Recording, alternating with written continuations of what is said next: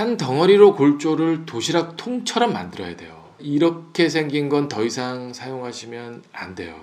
이 35mm의 비밀이 숨어져 있습니다. 드레인 주변으로 홈이 파여지는 거죠. 저걸 왜 저렇게 하냐면 저건 다시 칠해도 똑같이 또 울퉁불퉁 또 일어납니다. 그렇다고 윗집 타일 다 드러내고 방수를 할 수는 없는 거고.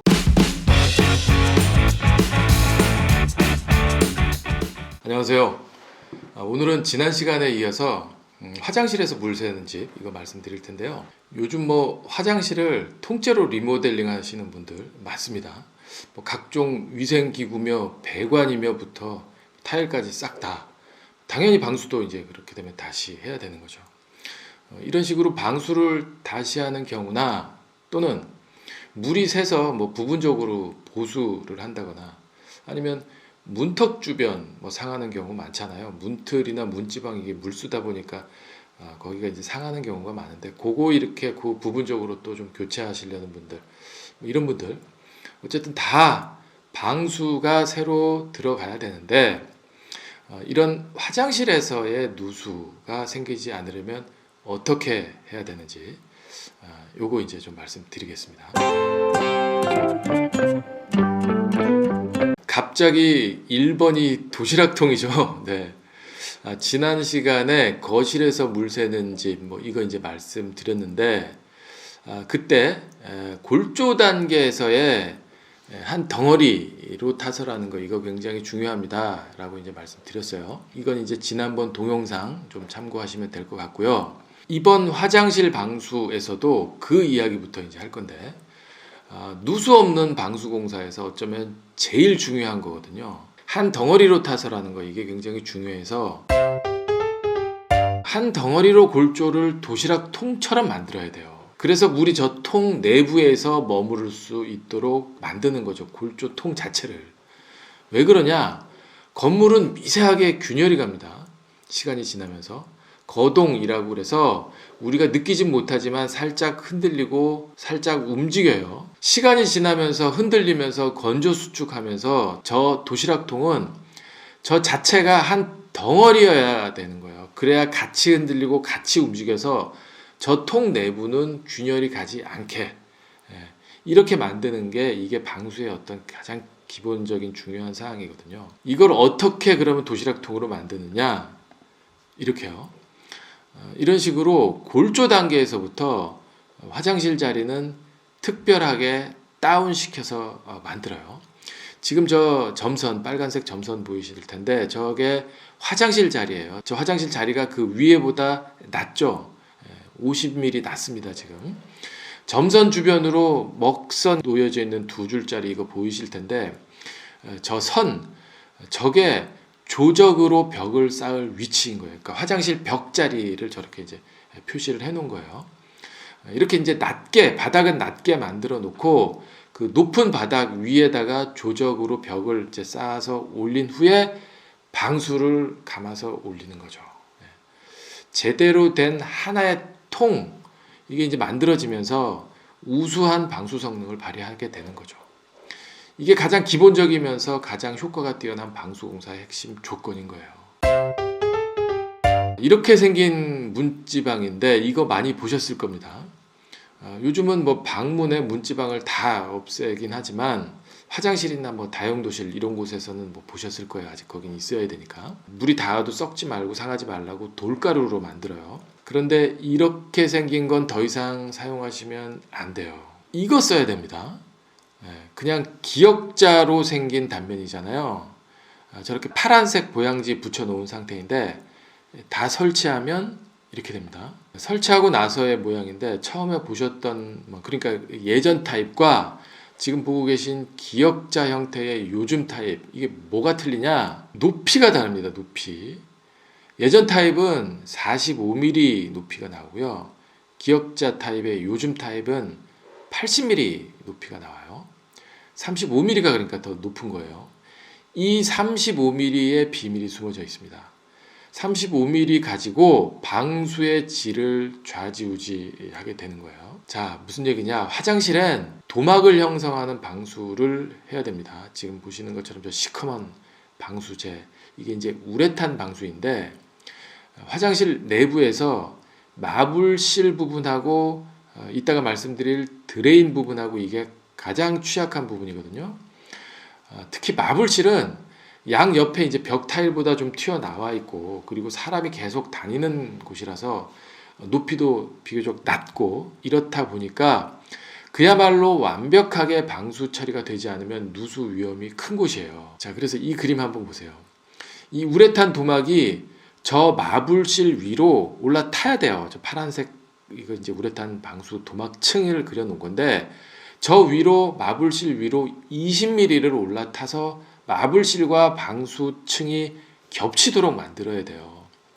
이렇게 마블실 위에 방수 도막층을 태우고 나서 이런 식으로 바닥 타일을 시공을 하는 거예요. 드레인 쪽으로 경사지게 당연히. 그래야 물이 더 잘 빠질 테니까. 그럼 마블실 높이가 60mm가 이제 딱 나오는 거예요. 80mm 높이에서 20mm 빠지고 나면 저렇게 이제 60mm 나와서 문 열어도 슬리퍼 걸리지 않도록 하게 되는 거죠. 마블실로 올라탄 방수 도막층 때문에 완벽한 도시락 통이 형성이 되는 거예요. 그런데 예전 타입은요, 45mm라고 그랬잖아요. 저 마블실로 방수 도막이 올라탈 수도 없을 뿐더러 저 높이를 이제 맞추려고 보통 예전 타입에는 밑에다가 이제 시멘트 벽돌로 이렇게 단을 쌓아서 그 위에다가 얹어서 맞추거든요. 그러니까 무슨 얘기냐? 시멘트 벽돌 위에 방수를 감아 올리는 거예요. 그러니까 시멘트 벽돌이 균열이 가면 방수도 그냥 깨지는 거죠. 그러니까 요즘은 모든 시공사가 다 기역자형 마블실을 쓰는 이유가 바로 그거예요. 지금 사진은 마블실을 목창호 틀에 이제 부착하는 모습인데, 저렇게 아예 화장실 문틀에 붙여서 문틀하고 한꺼번에 갖다가 걸어요.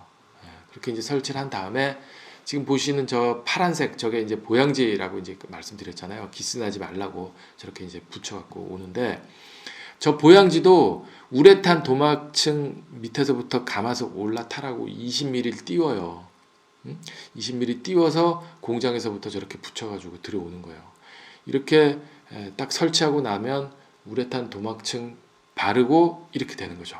마블실로 올라탄 방수 도막층 때문에 완벽한 도시락 통이 이제 형성이 되는 거예요. 우레탄 방수하고 나면 물 셀 틈 없이 이제 마감이 되는 거죠. 화장실에 물 내려가는 배수 구멍이 몇 개 있어요. 이 배수 구멍이라는 거가 슬라브를 관통해서 뚫려 있어야 되는 거잖아요.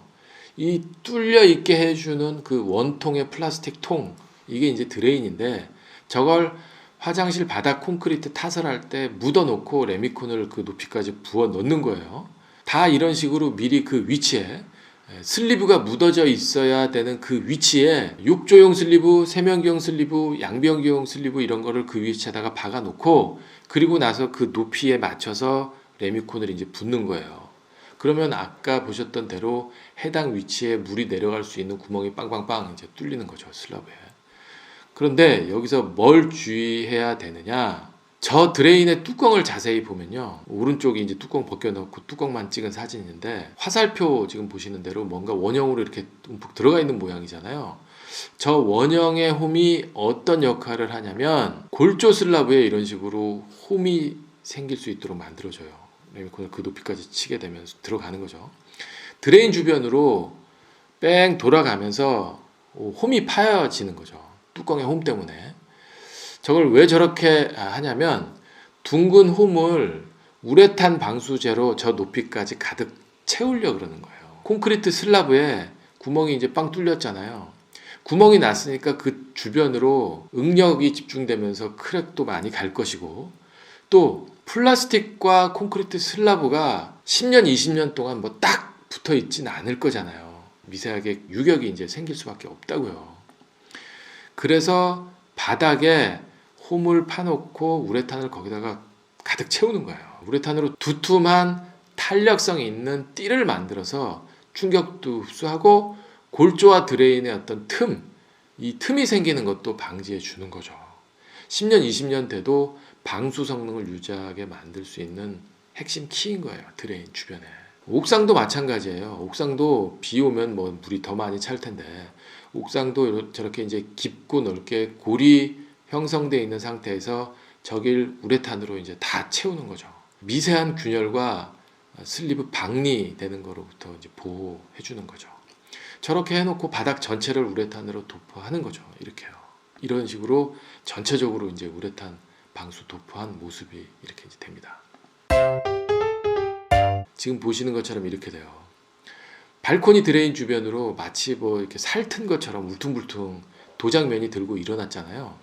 저건 페인트 벗겨내고 다시 칠해도 똑같이 또 울퉁불퉁 또 일어납니다.